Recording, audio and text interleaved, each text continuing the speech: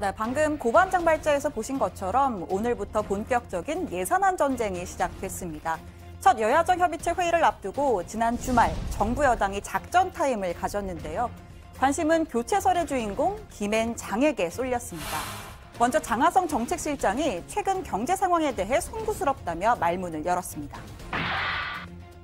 경제가 어렵다는 우려의 목소리가 많습니다. 영세, 자영업자, 서민들의 삶이 힘겹고 일자리가 기대한 만큼 늘어나지 않고 있습니다. 송구스럽다는 말씀을 먼저 드리겠습니다.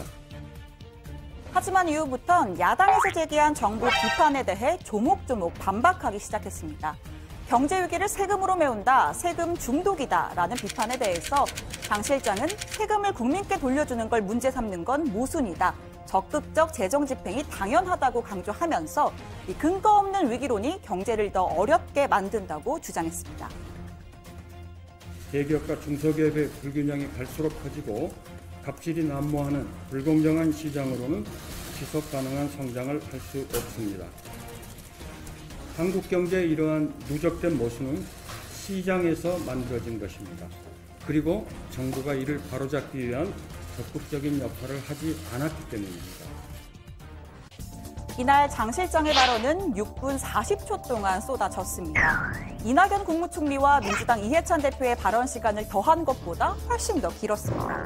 참석자들은 장 실장이 본인 철학이 담긴 경제학 강의를 작심하고 했다는 분석과 함께 마치 고별사를 듣는 것 같았다는 감상평을 내놨습니다. 앞서 김동연 부총리도 다른 회의에서 이낙연 총리의 제안을 받고 고별사 비슷한 발언을 길게 했었죠. 다만 김앤 장 그리고 이낙연 총리까지 교체설에 대한 직접적인 언급은 아꼈습니다.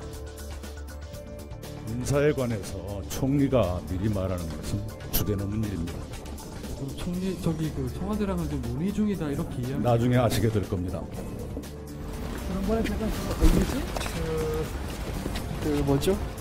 우리 혁신성장 장관이 끝나고 한 얘기 그대로인데. 비자 문제를 내가 언급한 것 자체가 말이 안 되는 거죠. 이날 고위 당정청 회의엔 김 부총리 후임 1순위로 거론되는 홍남기 국무조정실장도 참석했습니다. 옅은 미소만 띈 채 발언을 경청하는 김 부총리와는 달리 홍 실장은 연신 펜을 들고 메모를 적느라 분주했습니다. 이 모습만 보면 확실히 인수인계를 준비하는 모습이죠.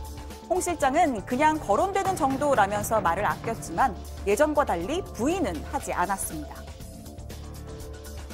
홍 실장님이랑 혹시 얘기 나누셨어요? 누구요? 홍남기 실장님이랑. 실장이랑 무슨 얘기? 홍 실장 늘 일하면서 보는 사람인데. 네, 인사 결정권을 쥔 문 대통령은 지난 금요일 하루 연차를 낸 데 이어서 주말까지 장고에 돌입했습니다.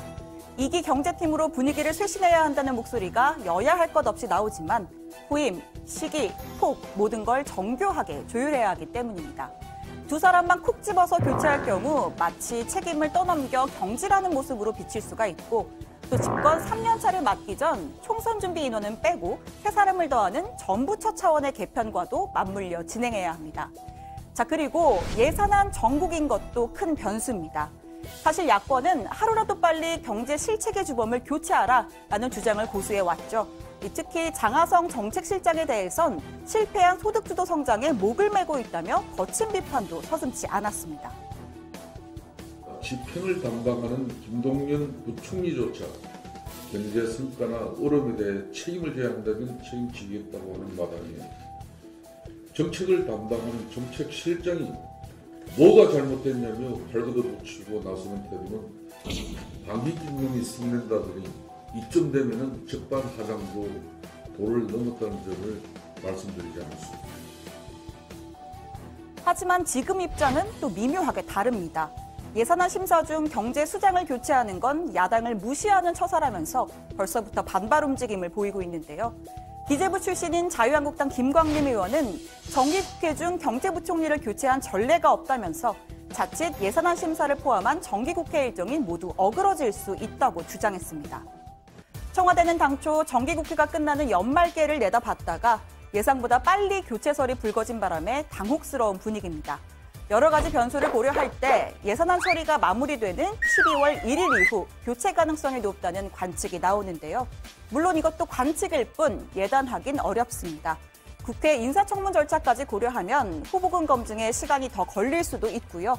이 반대로 위기론을 타개하기 위해서 문 대통령이 빠른 결단을 내릴 수도 있습니다.